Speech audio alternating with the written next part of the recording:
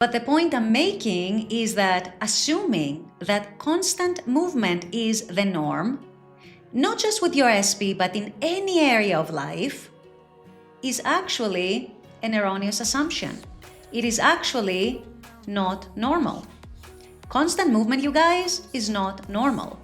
Movement in life, that includes relationships, that includes your SP, that includes your interactions with your SP, much more resemble a pendulum, or if you want, a cycle, right? Where you have cycles where you go from up to down and down to up and so on, are much more the norm of how the universe operates, the norm of how life operates, the norm of how nature operates, and so on. And of course, that includes relationships, and of course, that includes your SP. So assuming that constant, uninterrupted, undisrupted movement without any fluctuations, without any degrees of variation, day to day, moment to moment, is the norm, is, you guys, the biggest fallacy there is.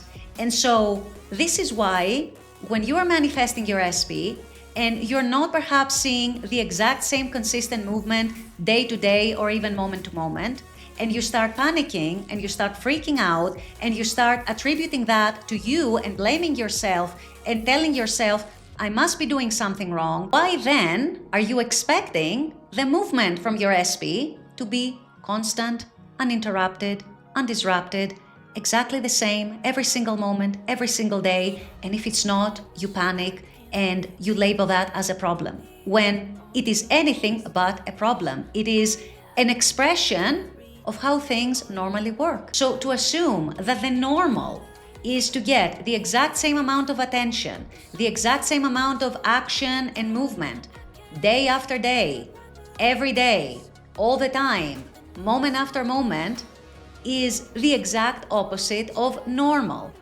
It is not normal not to have fluctuations. It is not normal not to have different movement at different times.